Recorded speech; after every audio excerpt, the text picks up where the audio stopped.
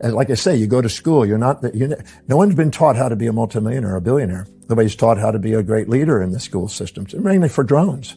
I don't mean to be too, negating of it, but a lot of them are basically set up just to go get in debt under the banking system and go and get yourself work in a safe, secure environment. It's more of a survival security game instead of a thrival and self-actualization game.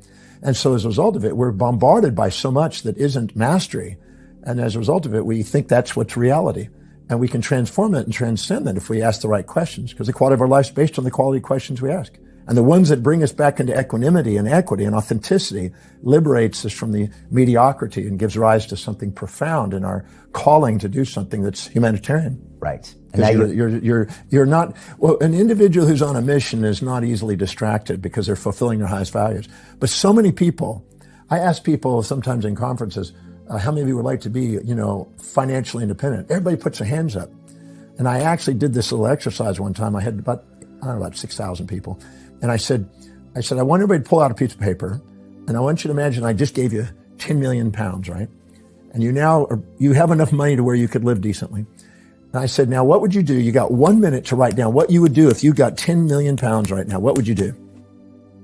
And they go, on your mark, get set, go. And they wrote it all down. 10 things they would do if they had 10 million pounds. And then I said, now hand it to the person next to him, and let's calculate how much you have remaining left from your 10 million pounds.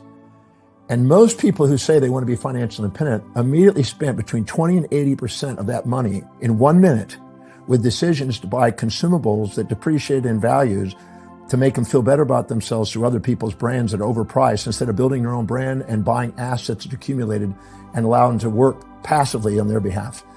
And as a result of it, they think they want to be financially independent, but they're actually wanting the lifestyles of the rich and famous that they're subordinating to, that they admire. Independent financially. No, the hierarchy of your values dictates your financial destiny. So tell me what your hierarchy of values are, and that's how your money is going to be spent. So if you have a higher value on Jimmy Choo shoes than you actually buy in stocks and real estate holdings, then you're going to keep buying the shoes and you're never going to get around. You'll have more money month at the end of your money than money at the end of your month. So it's not about how much you make, it's how you manage what you make, and the hierarchy of your values is dictating how you manage it.